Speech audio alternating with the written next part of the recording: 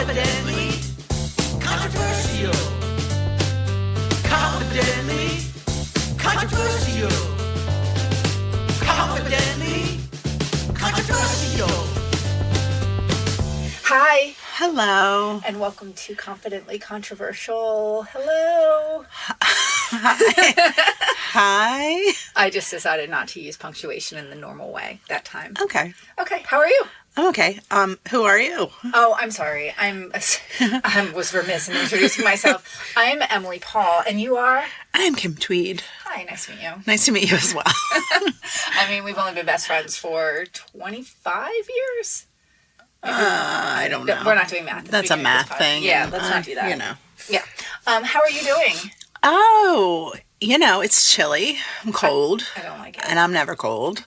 I'm always cold. I know you are. So I'm miserable.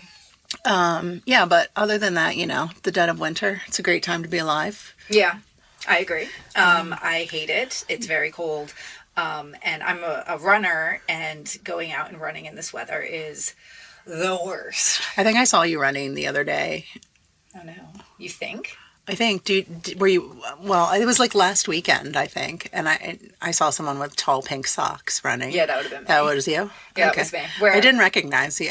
Yeah, I wasn't sure. I bundle up a lot when I go running, and I really don't care about what it looks like. I'm really more dressing for warmth and also visibility. So the pink socks. Yeah. And then I have like a fluorescent green t-shirt that I put on over a sweatshirt because I feel like that is got it bright. So yeah, I really have no regard for style or anything else. Oh, I wasn't judging your style. I mean, it sounds like you were. No, I wasn't. I was just like, it was just odd because I was like, I think that's my best friend. and I wasn't sure, and that was weird because I feel like I'm usually pretty certain it's you or not. Sure. No, I get it. You have a certain walk. A certain gait. Yeah. When I'm out there. Yeah. I get it. Yeah. What's been going on? So, I wanted to remember to tell you this today. Yesterday I was watching television and I saw a television commercial for a psychic. Oh, is that still a thing? And I didn't think they still advertised the psychics on TV. Remember, it was a very big deal. Miss Cleo. Yeah. They have a documentary about her because that was such a scam. Well, yeah, obviously. I mean, it's all a scam. But Is it? Are you calling out the psychic community to be all fraudsters? I want to believe. Okay. Honestly, I do. And I've like heard, Mulder and Scully. I am. I'm like Mulder and Scully when it comes to that. I've had my tarot cards read. Me too. Professionally. I've never had one of those moments with it. Mm-hmm. Although you hear so many stories of things that it kind of makes you pause and say, well, maybe there's something to this. I'm a big believer in the fact that we don't know everything that's going on in the universe. Like, there are things that I am not certain of anything. And if I do think that there are multiple universes and that weird things. Oh my gosh. Okay. I do. I mean, I think that there's just weird shit out there. Yeah. Yeah. What do you think?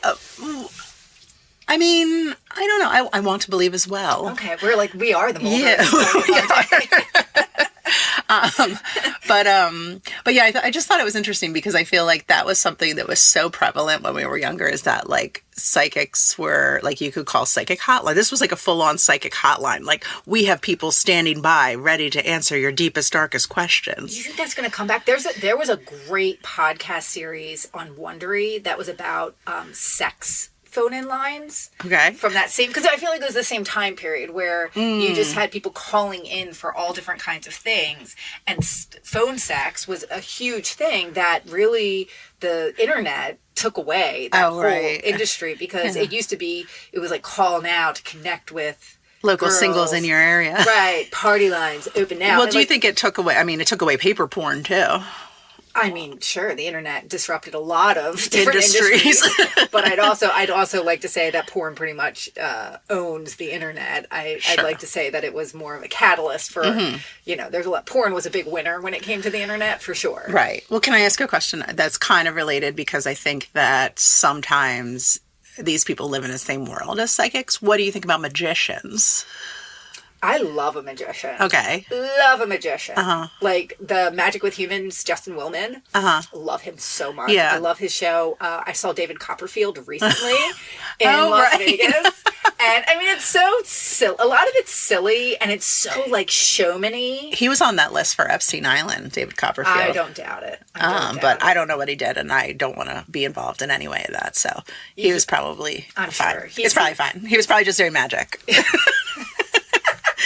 He was there to put on a show, and that's it. And that's it. He's like, blinders on. Right. I'm here to put on a show. Ta-da! Yes, I'm here to entertain all of these people. Right. And then I'm out. Right. He's like, oh, you say President Clinton will be there? I'll put on a show. Sure. Yes, let's not go there. But yeah, I love a magician because I do think that it's kind of as old as Hollywood, like as old as showmanship. Oh, or yeah, like, yeah. It's you know, I love that aspect. Do I think magic is real? I do not. No. No, I don't. Well, okay, so I follow this guy on Instagram who, like, basically puts thoughts into people's minds, and, like, he can read people, like, he'll be like, Emily, you're thinking of a person. This person is someone that you really love. And it's someone you haven't thought about in a long time and you haven't talked to in a really long time, but it's someone that you love and you know them really well, but you haven't talked. Like, he'll give you all these facts Sure. about them. And then you'll be like, oh, it's Josephine Francesco. Oh, yes, Josephine Francesco. My good friend. My old friend. And he'll have, like, written down Josephine Francesco on a piece of paper or whatever. Like, and it's like people that have never met each other. So how do you explain that? I don't know. I think that there are things within that magician's guild that are kind of amazing. And you know, what's interesting, have you ever heard anything about like Harry Houdini? Yeah. And how he was he was you know, very famous magician, very famous, you know, doing all those feats Tricks. and tricks. It's an and stuff. illusion, Michael. Yes. And but he was also really big with like at the time there was a big spiritualist movement because a lot of people had died in the war, whatever war was then. Sure. And so all of these people wanted to really believe in ghosts and they would have seances and things, and he really wanted to believe in it, but he just didn't. He really just didn't. Wait. And who he was didn't? like, Harry Houdini didn't. He didn't believe in magic? He didn't believe in ghosts and like spiritualists and Okay. things like that. I mean, I think magicians probably don't believe in magic. In magic? There's a whole song about it. I'm going to guess that magicians don't believe in magic because they know how it's done. And they know the thing. Like Justin Willman has a whole thing where he puts like where he can figure out what people are going to do, but it's just based on like he like embeds ideas in their heads. Like it's Yeah. like it's all based. It's science. It's science. Oh, okay. Oh, this podcast is basically about science. It's basically science. We talk about it all the time. It's going to become Mythbusters soon too, as well. But interesting. Yeah. I wanted to talk to you. Okay. I texted you. It was kind of late at night, so I guess that you probably didn't do it. But have you seen that documentary, The Greatest Night in Pop? No, not yet. Oh my God. What's it about? It's about the making of We Are the World. Oh, my mom keeps talking to me about this. You watched it without me? I've been waiting for you to watch it. Stop it. I texted you and I said, watch it and then we'll talk about it. It's not the same. Okay. We love We Are the World. You and I. We love it. We didn't finish the documentary, so we could My still mom watch has it told after me, this. like, basically everything about it. Yeah, it's so Yeah. good. Yeah, I've heard. And all I have to say is, Lionel Richie is amazing. Okay. Like, I've never, like, felt one way or the other about Lionel Richie. And now I'm like, oh no, I love Lionel Richie. Huh. You're like, hello. And he's like, was it me you're looking for? And I was like, yes, apparently it was. My mom told me that Prince was supposed to be there and he, like, just didn't show up. Yeah, he didn't. But they, like, used, like, Sheena E's in it. Yeah. They kind of, like, used her to try, as, like, Prince bait. Prince bait. Prince bait. But they show footage from the these music awards. So apparently that was like the only way they could get everyone in the same room was they were like, we're going to do it right after this award show. So everyone will be in town and everyone's going to just come over to this thing afterwards. Sure. We got one night. You can sleep over. Quincy Jones is there. Yeah. Michael Jackson's there. Everyone's got it all set up, ready Jan to go. Aykroyd's there for some Aykroyd was there. unexplicable reason. craziness. All of these people were there, and they get them all in this room, and they're like, it's funny though, because they're like, well, Cyndi Lauper, troublemaker,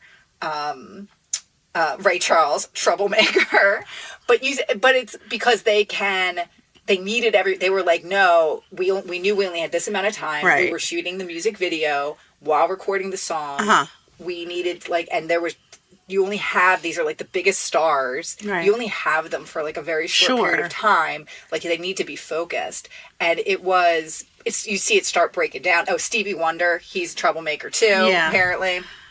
But my mom told me that Stevie Wonder and Ray Charles offered to drive everyone home. Yes. No, they said there was one part where Ray Charles said he had to use the bathroom, and Stevie Wonder's like, here, I'll show you where it is, and like took him by the arm, and someone was like, wait, look, the blind leading the blind. But jeez. But it was. Those musicians aren't very funny. The other thing, Huey Lewis. Okay. Can we not just embrace the magic that is and was Huey Lewis? And he's in it a lot. Like he's one of the talking heads. You know what that is? What? The Power of Love? It's BDE. Is it? I'm sure. You know it is. Don't act all innocent. No, don't act like we've never talked about Huey Lewis before. Listen, all I have to say is you need to watch it. We're going to stop talking about it. And the next time. Oh, yeah, I'll watch it now that I know that I can, because my best friend watched it without me. I will. I didn't know watch you were it. waiting for me. All right, we're moving on. We're going to talk about a movie, Kim. Okay. All right, pause. Listen. So I really struggled this weekend with the movie. Because I really wanted a movie. I went into this podcast thinking like I really wanted a movie that was like uplifting, and it was gonna like make me feel and make us like uplifted and like just one of those kind of movies. And so I had two different ones that I was vetting, and then midday yesterday I was like, all right, I gotta stick and move here. I gotta pick. So I picked one, and I was like, I did all the research for it. Was all done. As I was falling asleep last night, I thought of this other movie, and I was like, no, that's the movie I want to watch. Okay. Tomorrow. That's the movie that's going to make me happy to watch. Is it uplifting? Oh, is it? Oh, boy. Is it? Okay. And this is a movie that I loved when I was a kid. I saw it multiple times in the movie theater. Watched it a ton. Okay. Loved this movie so much. Okay. Yes. I know you've seen this movie. All right. Because if you haven't seen this movie, I don't think we can be friends. Oh, no. No, I know you have. Because everybody our age had to see this movie. If you were a little girl, you watched this movie. For sure. Maybe I wasn't a little girl, Emily. Okay. We're not gonna, you were. Okay. I was. This movie was billed as the movie of tomorrow. It's 1982. Okay. Okay. It was directed by the famous John Huston, who, I don't know if you know who John Huston is. He's father of Nepo baby Angelica Houston. Oh, okay. And, yes, so who's his other, he has a son too, who you would know, Danny Houston, who you would definitely recognize him, but he actually directed Angelica. He directed his father and his daughter in movies that won them both Oscars. His father and his daughter? Yeah. Okay. And he's the only person to have ever done that. He's directed movies. Like, if you were taking a film history course, you're going to learn about John Huston. Okay. He made movies like The Maltese Falcon with Humphrey Bogart, who was one of his best friends. Oh. The Misfits with Marilyn Monroe and Clark Gable, who he said that Clark Gable was the only man he ever met in Hollywood.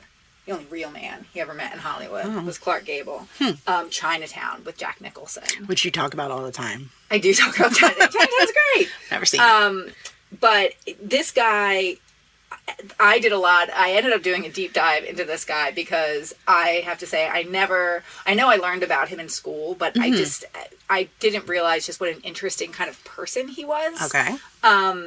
But very interesting guy, made a lot of movies, a couple of great quotes from him. He was married to many different women in his lifetime. Wow. When he was married to this one lady, they had a pet monkey, and fed up with the noise, his wife just told him that like it was either her or the monkey, and he would have to pick. And he said, "Honey, it's you.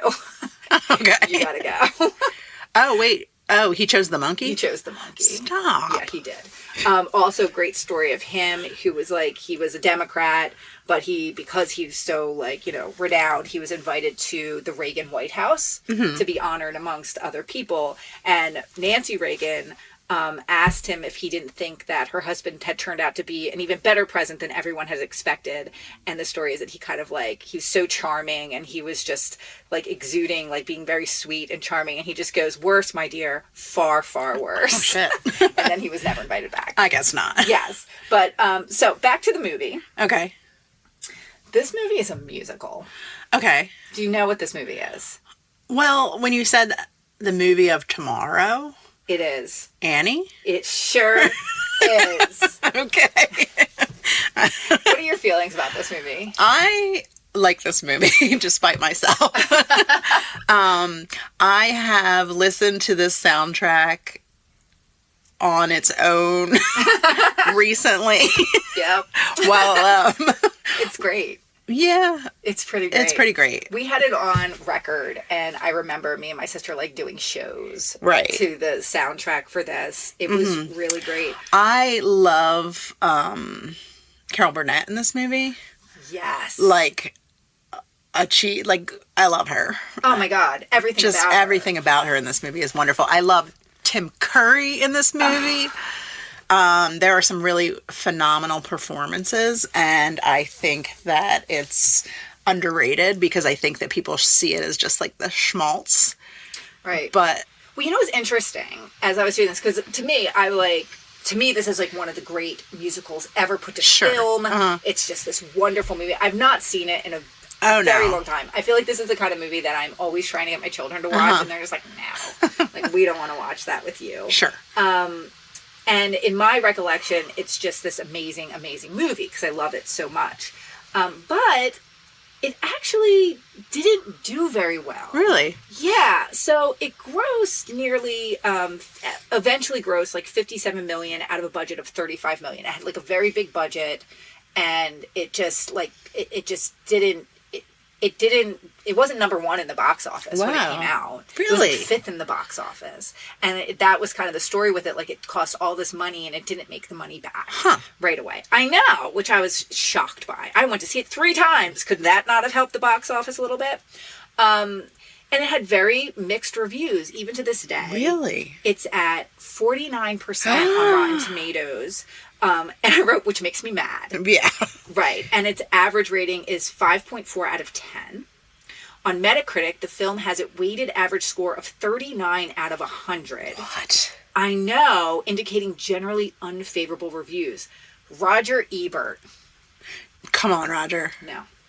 So he was okay. He gave the film 3 stars out of 4. Okay. And reported that Annie was, quote, so rigorously machine-made, so relentlessly formula, that the film is not about anything, despite its series of scenarios. But nonetheless, I sort of enjoyed the movie. I sort of enjoyed the movie. Sort of. Sort of enjoyed the movie. Okay. The girl, Eileen Quinn, was given the Golden Raspberry Award for Best Supporting Actress, which I think is just mean. Wait, You can't give that to a child. the little girl? The little girl who played Annie? Yes. So, Well, I don't and then understand was though, but this movie has really just stood the test of time. Like, this movie has been remade multiple times. So every time I go to a child's dance recital, they do a Hard Knock Life dance. Well, I mean, is it still on Broadway? I mean, it was a huge Yeah, Broadway it's still musical. on Broadway, So I believe. It was on Broadway, so it's a 1977 musical. Broadway.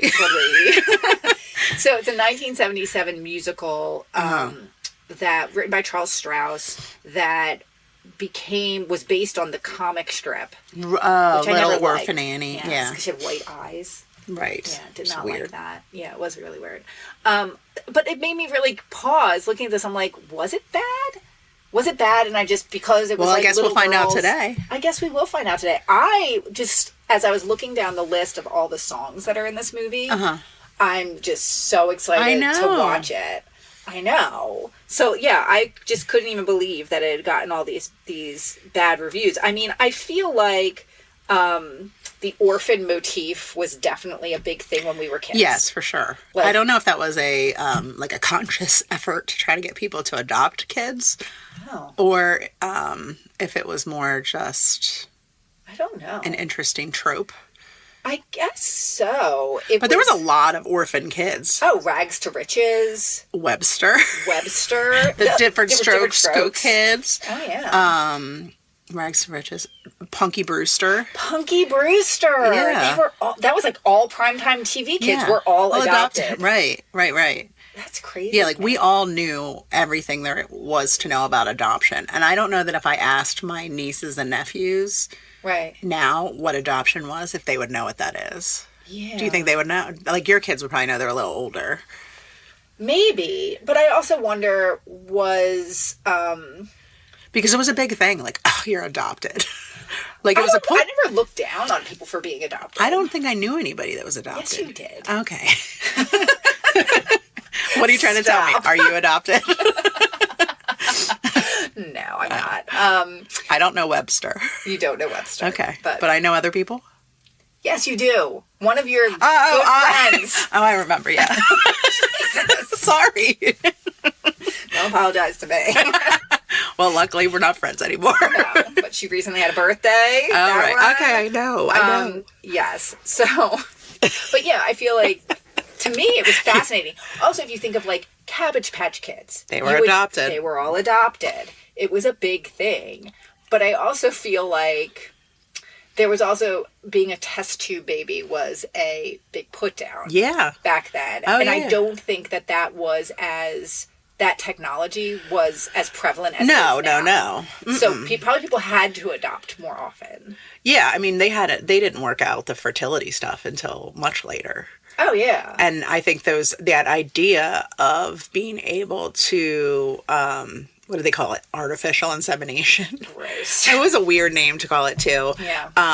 Somebody didn't market it well. But like, I think that was like a whole new concept, and it was very much being studied and developed when we were children. Absolutely. So maybe that's why. Maybe because if you could not have a baby, that was your only option. Well, there was like the surrogacy. I remember that was like a thing. Not in the 80s, though. I remember there was like a big story about someone who was a surrogate and then she kept the baby. Right. I remember that. That was like a huge story Yeah, in the 80s. yeah. Huh. But yeah, definitely orphans were big in the 80s. They were. We don't know why, but it was. Maybe there's just a glut of orphans out there that, like you said, needed to be adopted. Yeah, and they were like, let's partner with Hollywood to make it happen. Right. So just a couple of interesting facts before we go and watch this movie, which I'm really excited to watch. Yeah, me too. Great. Did you know that it was filmed in New Jersey at Monmouth College? I did not. I knew that, and I actually went to the building where it was because one of our friends went to college there, and when we were there, she was like, Annie was shot there, and I was like, oh. What? Did you? Let's go there. Was that the house? Yeah, on the campus, they have like 2 mansions that are just part of campus. So one of the mansions they used for... And it's Telly Savalas? No, it's Albert Finney. The bald man? Yes. Oh, I don't He's know. not really bald. I think Telly Savalas might really be bald. Albert Finney is not really bald. Oh, okay. Yeah. Steve Martin was offered the role of Rooster. Oh, okay. Which would have been cool. Yeah. He could have done it. Although Tim Curry, I mean, he did a great job. Yeah, he really did. But he turned it down when he heard he would be working alongside Bernadette Peters because they were breaking up at the time. Oh, dear. Yeah, and he felt like it would be too painful it's to work Bernadette with her. Peters, too. It is. I love them.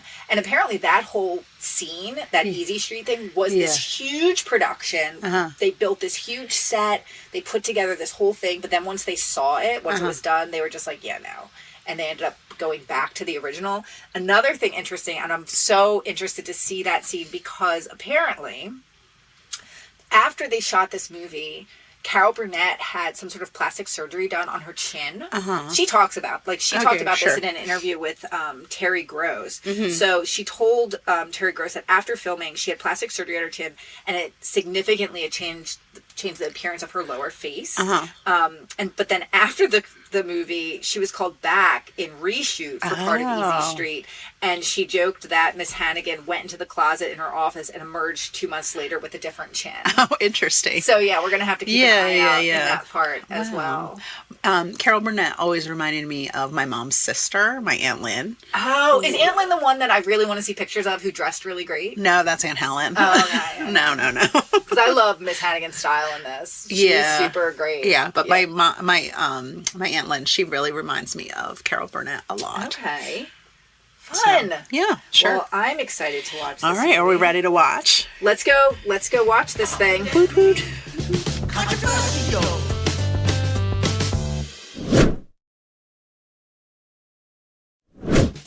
Confidently controversial. And just thinking about tomorrow. It's just another day. It's just tomorrow.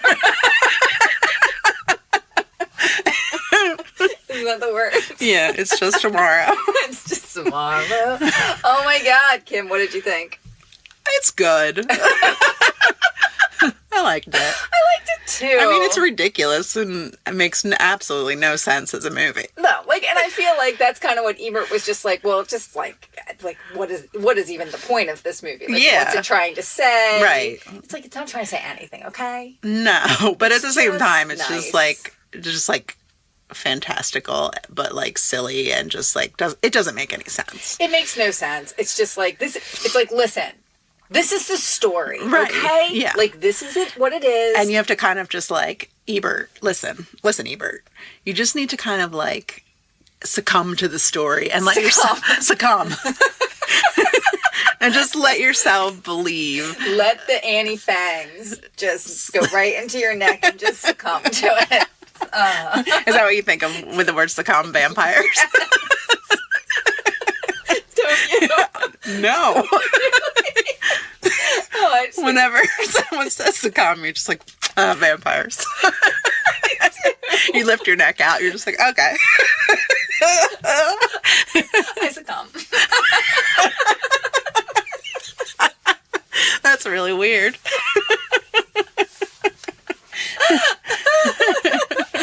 Why? But immediately you're just like, yeah, vampires. That's a weird thing. You have something on your face now. What is it? No, I don't know. Oh, God. No, it's fine. Yeah.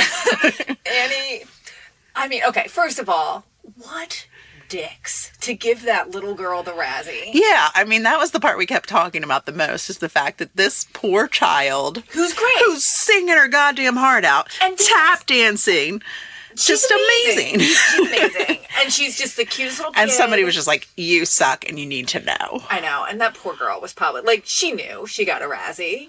She was probably invited to them. Somebody told her, and they shouldn't have. But you did good, Annie. Yeah. Eileen, whatever your name is, you did really well. You committed to the part. You did. And you weren't a sucky actress. You were a good actress. She was. I thought she did well. Like, she was captivating and charming and everything that little orphan Annie needs to be. Like, she had the chutzpah and the spunk, and she had the, the optimism. Yeah. The cockeyed optimism. She sure did. She sure did. She was cockeyed and optimistic. That's exactly what she was. I really did enjoy this movie. Other major standout, Miss Hannigan. I mean, what a hot drum Bravo, slut. Carol Burnett.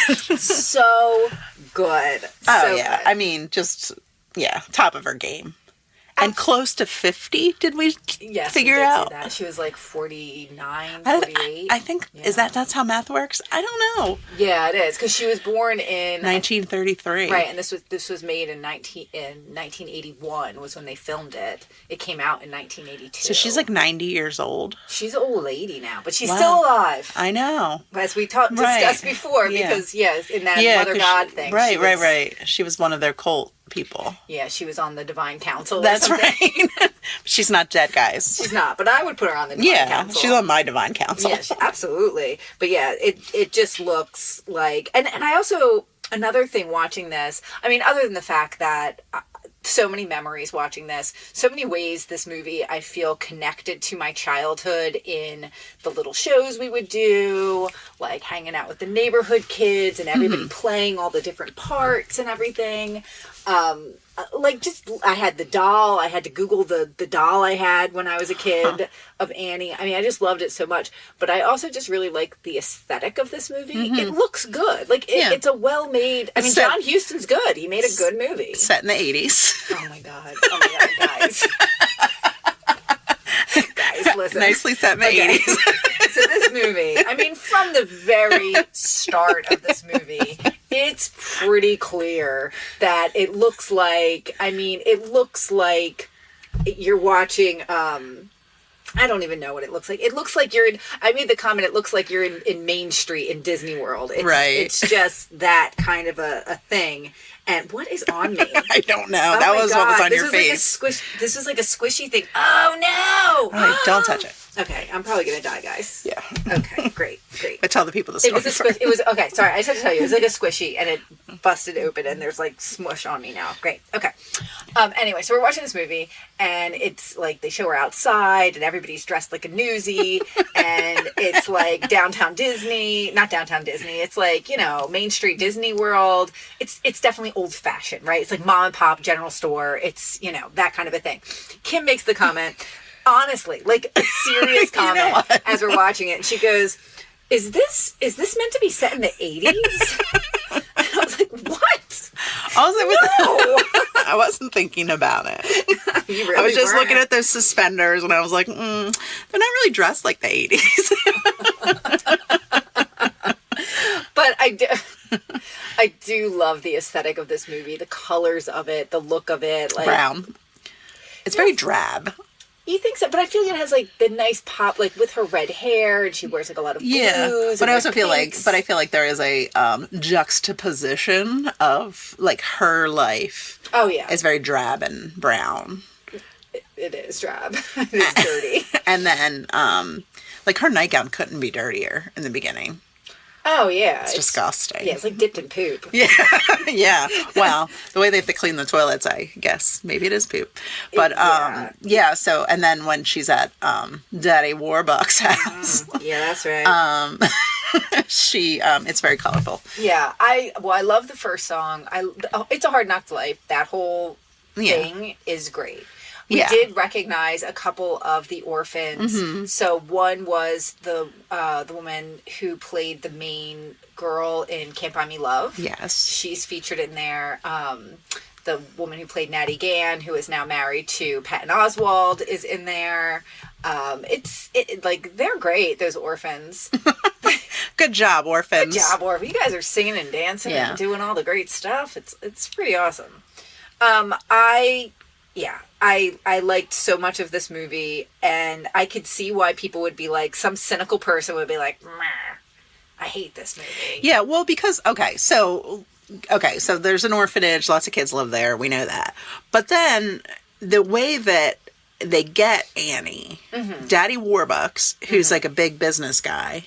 He's something like that. Politician. He's talking about like the stocks. Like he's like, buy copper. Right. Yeah. Yeah, so he's a big business guy. He's real good friends with the president, FDR. Yeah. And he comes into town for a week, or he's just like, because I feel like they're like trying to get the house ready for him.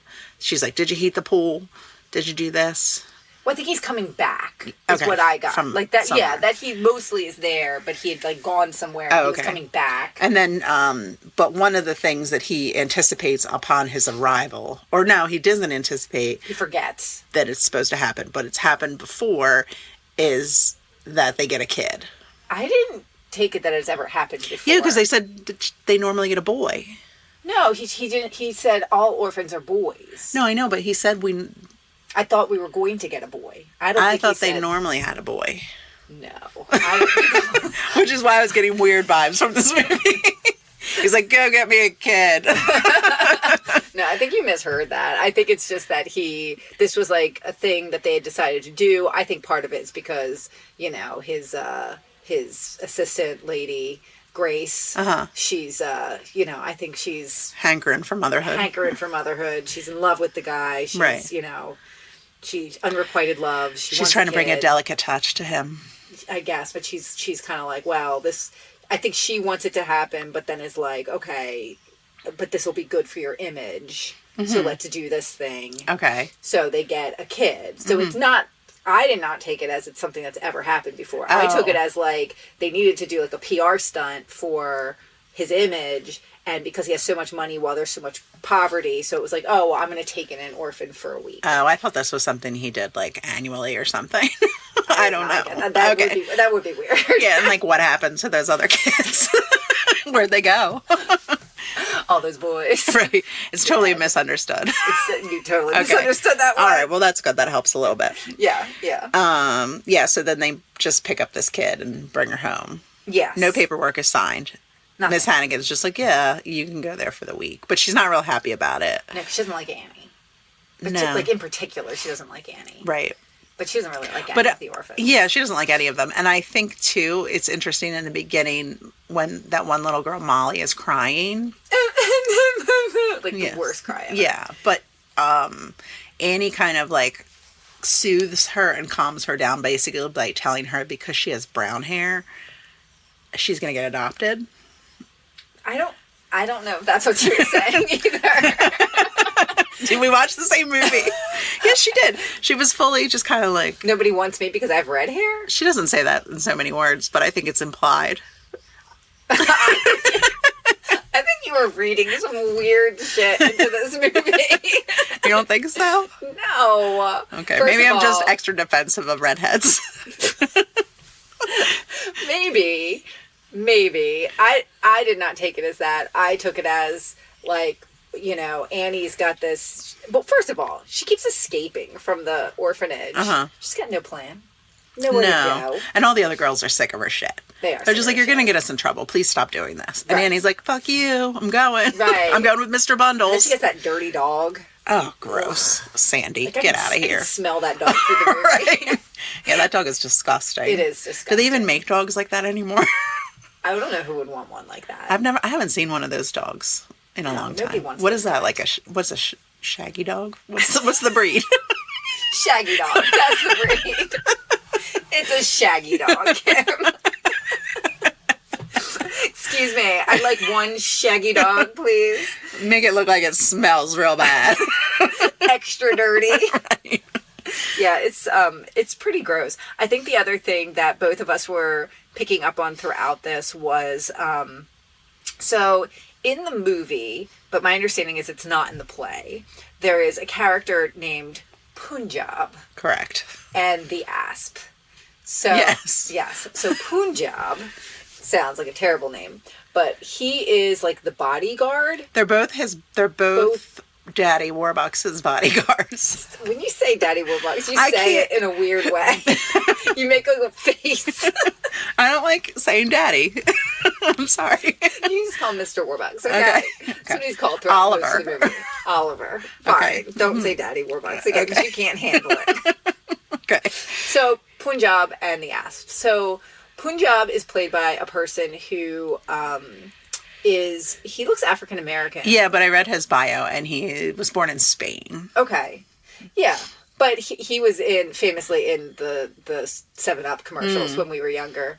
And he wears a turban and he's definitely dressed more like Indian. That's correct. Yes. Yes. But then he's like talking about Buddha, which I don't believe that people who are from India, they're not all Buddhists. I think they're predominantly...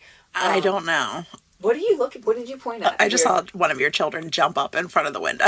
Oh, no. Which one? When. Oh, of course it was when. Okay. He just went. But anyway, so Punjab, and then... Yeah, so he wears the turban. He's magic. He's magic, but every time he does his magic or moves his hands, it makes like a snake charmer sound. Yeah. Yeah. Yeah. So and it's just definitely like he's magic. Like he's definitely magic. He makes things float around. Right. Yeah, that's not clear. And then the asp is Asian, and he's like a bodyguard of some and he type. teaches Annie karate. Yes, he does. And anytime he does like kicks and stuff, they play like the like that gong kind of sound. Yes, they do. So not good. Yeah, and I don't think that they understood other cultures, nor did they care. They were like, no. At the end, if you'll all remember, Punjab takes off his turban and it becomes like a long sheet with which he can hang from the side of a helicopter to save Annie, which go back and watch that scene because you can see that it's a full-grown man in a red dress playing Annie climbing up that was shot in Passaic, New Jersey on a railroad bridge. And as I said to Kim while we were watching it, this was a scene I thought a lot about when I was younger because it's a little bit terrifying. It was scary. I remember being scary, yeah. Yeah, because it's like, the rooster, also wonderfully played by Tim Curry, is chasing after her after he like beats down Miss Hannigan with a single punch. Yeah, well, the Easy Street song that is the best song in the movie. You think so? I do. It's not Tomorrow. When he goes, yeah, it's great. It's great. It is great. Yeah, the dancing, burn. I mean, they're all. And I just think amazing. it's so well played because I love the way Carol Burnett plays it because despite the fact that they're doing this like big song and dance number, she's like a few steps behind and she's like still a mess because she's drunk. But I also think it's like she's not really included. It's like their thing and she's kind of in there on it.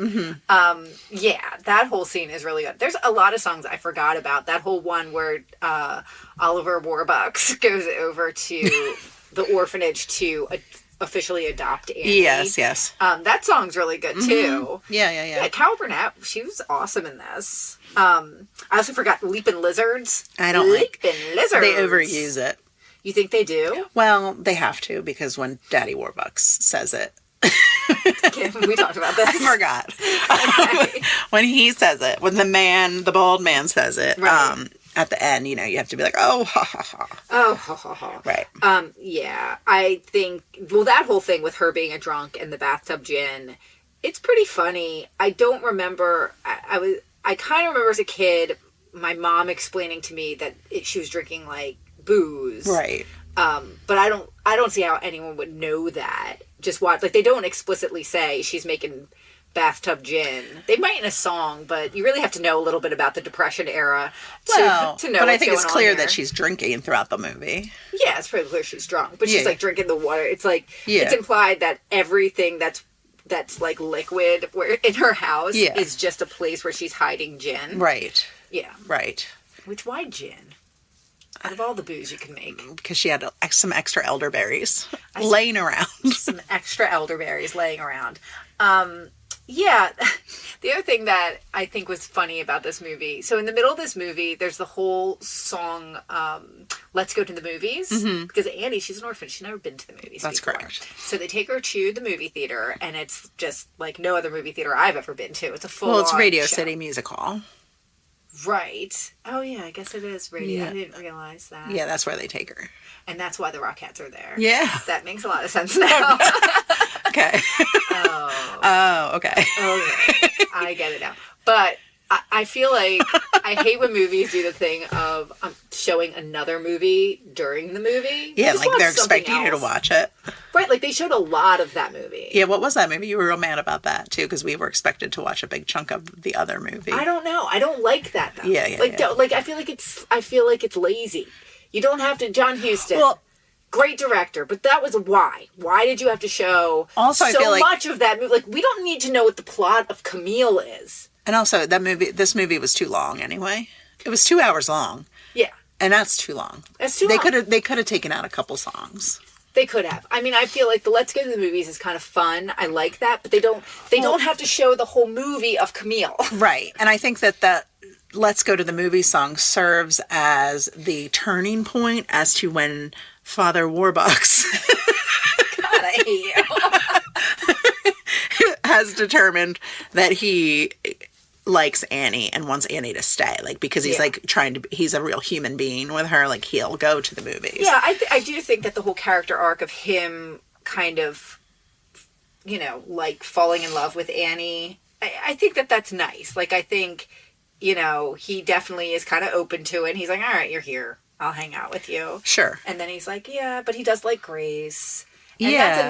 that's a nice thing. So I feel like that one's good. I think you could have done away with We Got Annie. You don't need that. I mean, I know you like a jazzy number, but do you need Grace? You don't need that song. You could cut that song. No. It's implied that you already have, that you've got Annie. It is implied. You could also probably take away this, even though I really like it, you could take away the Daddy Warbucks and Miss Hannigan song. Yeah. I don't think you need that. Right, either. right. Yeah. Like, that's extra. Sure. It's good extra. Like, I like it. Oh, and Dumb Dog. Fuck Dumb Dog. I hate that we all song. know the dog is dumb. We don't do. need to sing about it. I know. But that whole part was just like, okay. I get that the dog probably played a big role in the comic strip. Maybe. That's why it's there. But I feel like, it does save her. I guess in the end, it kind of helps the orphans to find Daddy Warbucks' house. But I don't know. I just feel like the dog is arbitrary and dumb, unnecessary. And it stinks. Yeah. It smells. Right. Badly. But I did comment to Kim watching this that I feel like this is the life I was supposed to have. Yeah. Where people are just like, do you want to do this? Do you want to go meet the president? I'm like, yes. I think that's a weird part too. What? That FDR's in it. And ask her and Daddy Warbucks to run the New Deal Parks program. Yeah. Like, why? What purpose does that serve? I don't know, but there is, again, I think maybe they assume you know a little bit more about history when you watch this movie. Sure, there's political undertones, and we're led to believe that Papa Warbucks it's like worse every time. is a Republican. Yes. And FDR, he's a Democrat. And, but, you know, they like can get along. Yeah, and I feel like I don't know the history of the comic strip Little Orphan Annie, and if it was very much connected to Politics or Depression era, which is very political, and you know the stuff that he's talking about, like he mentions J. Edgar Hoover, which headed up the CIA. I think he started the CIA. He did. Look at me knowing things. But yeah, like I know about the New Deal a little bit. Okay. But at the same time, like I don't know. Like I just feel like that's strange. Maybe you have to know more about that time. There's also songs that are, I know the play has more stuff. Like there's a whole, like in the actual musical, there's a whole song about like, what is it? Today we're living in a shanty. And it's all about the shanty towns, which were like a big thing during that time. So I think that the play itself has a lot of that is a bigger part of it. Interesting. Yes. Today we're living in a shanty. great. Today we're scrounging for a meal. I think that's Aladdin. I think you're thinking of Aladdin. No, it's in the thing. I feel like there's other. Now I want to go look back because we had. So there was even more songs in the play? There were ones that were in the movie that weren't in the play, Okay. and there's ones that are in the play that aren't in the movie. Okay. So I remember we had the original cast recording of the musical at our house, and so that's why I know some of because we would listen to it. But the movie we watched and definitely different. Okay. Definitely different. So we'll have to look those things up. But the other thing I wanted to note about this movie is I love a finale in a movie. I love when everybody gets cleaned up, Right. like at the end of Star Wars, and it's like here, have a medal. Here's your big. It's the end of Wizard of Oz. Everyone looks great. Like a song and dance, big number, fireworks. It doesn't have to be a song and dance. It just has to be like everyone looks special. They're all dusted off and their hair's done well, and it's like everything's gonna be okay and great. Okay. I like that in a movie. Well, okay. So Star Wars and this movie have that? I know, like, Wizard of Oz kind of has that, where they all go to Emerald City and they get done up. I guess that's not the grand finale of that. She wakes up and that's the grand finale of that movie. Well, that's the end of that movie. That is the end of that movie. But other ones have it. Uh-huh. They do. Okay. Like in, there's something else that is like that. Anyway. I get it. Yeah. I thoroughly enjoyed that part. Good. Yes. Good. Anything else you have to note about this movie? Well, I want to bring up the fact that at one point during the movie when Pedro Warbucks is doing business deals, someone tries to assassinate him. Yes. and they throw like a comic bomb. Like an actual like round circle bomb. Yes. Yeah. And it's the Bolsheviks. Yeah. Yes. Do you know anything about that? I thought the Bolsheviks, that's like communist. Oh, okay. Yeah. They hate him. Yes, because as she says, he represents that like the American way and capitalism works. Okay. But they're anti-capitalism. They're Bolsheviks. They believe in, communism. Not capitalism. Not capitalism. Like the Bolsheviks do, like everyone knows. Like everyone knows. Yeah, okay. Yeah. Mm-hmm. Got it. Yep. Yeah, I don't know that I have too much else to say about this movie. I mean, it's silly. Mm-hmm. I liked it. It's just so feel good. The songs are great. What'd you say in the beginning? It was the movie about tomorrow. Yeah, it's all about tomorrow. It's just happy. It's just Okay. optimistic. I feel good at the end of it. And that's really what I wanted, was a movie that was going to make me feel and make me happy. And I feel like this movie did that. It made me happy. Good choice. Thank you. Thanks for bringing it to the pod, Em. Yeah, thank you.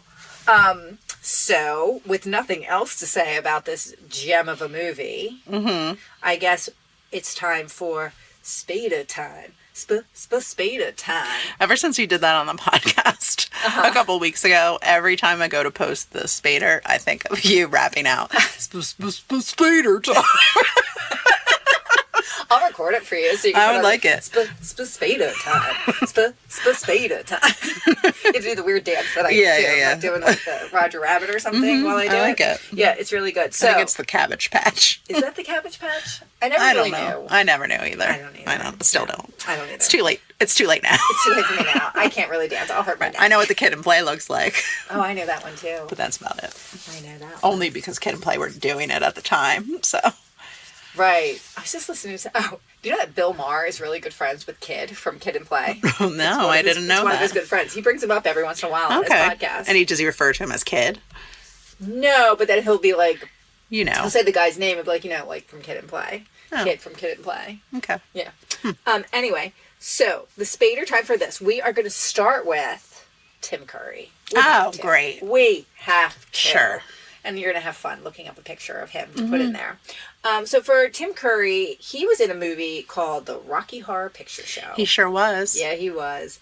And that movie featured a very young and very beautiful Susan Sarandon. Sure did. Who was in a movie called Bob Roberts with her future husband and my future husband, Tim Robbins. James Spader. Oh. Yeah.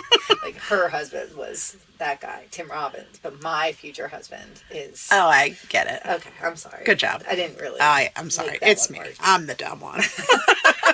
I mean, you thought Annie might have been set in the 80s, so... I didn't think that. You did. You said it. Seriously. I know. Okay. All right. So here's something I want to bring up before we end the podcast, because I've been thinking about this a lot. Okay. Like, now that we have some listeners, we have some people out there. Sure. Do you ever think about the fact that there's people out there that we don't know, but they've decided that they like one of us better than the other one? No, I have not thought of that, but now I will. You know that there's people that listen to us that have a favorite one. First of all, this is such a Kim Tweed thought to have.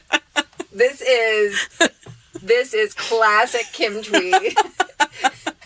Thinking about this shit. This is like you as a little kid. Right. This is lizard brain. Kim Tweed. But I'm just saying, like, I think that there's people that are just like, ugh, I hate her. Mostly me. No, oh God, no! I've listened to episodes of this podcast. It's definitely me. No, it's not. Yes. I think that there's probably people that are just like, she's so mean to Emily. No, I don't. She think so. hates everything. She's so negative. No, I think they probably listen and they're just like, why does Emily talk so much? She never lets Kim talk. She's overbearing and awful. Oh, yeah. Why are we mean to ourselves? I don't know. I think that there's also people that love us. I hope there are. Yeah. I love us. They're like, I can't even decide which one is my favorite. They're both so great. Yeah, because the true star of this podcast, our friendship. It's like Sex on the City, where the fifth character is New York City. The third podcast host is our friendship. That's horrible. That's now my why people hate you. Yeah. That's why people hate you. They're like, that was such a nice thing that Emily said. It was beautiful. It is their friendship. Their friendship's beautiful. And then here it comes. Yeah. Him Right. shitting on the whole thing. Pooping on the internet. Right. Pooping all over the internet. Well, thank you guys. We really do appreciate all the people who have been listening and who have been reaching out and telling us how much they like this podcast. Yeah. Which is really nice and it means a lot. It helps our self-esteem, and as you can see, we need that. Yes, obviously we do. Because if you don't tell us that we're doing good, we assume we're doing bad. Right, exactly. So yes, thank you so much for listening. Week after week to this. We love doing it, and we love that you guys are enjoying it. So thank you so much for that. Also, thank you for following us on the Instagram. At Confidently Controversial. Absolutely. And TikTok. I'm back on TikTok, baby. Emily's back, bitches. Watch out.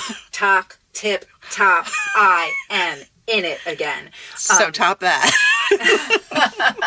Absolutely. So go to the TikTok at Confidently Contro. Go to our website, which is there.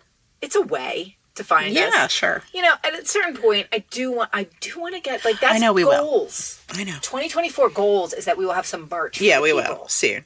Okay. Soon. We're busy and we're stressed out, okay? I'm sorry. We're a little busy and we're a little stressed out. This is our happy place, though. So Yeah. Thanks for sticking with us, and we'll stick with you to the bitter end. That's right. Whether you like us or not. We'll be in your ears. That's right. The bitter end. So, yeah. So be confident, like a little spunky orphan who's just like, I know my parents are coming back for me, even though there's no sign that that's true. right. And they've clearly died in a fire a long time ago. Clearly. But Don't be like Bernadette Peters' character in this movie and steal other people's jewelry. because that would be, Controversial? is it? I don't know. I don't know either, but we love you guys. I'm not good at this. All right, guys, we'll talk to you next week. Thanks for tuning in. Bye. Controversial.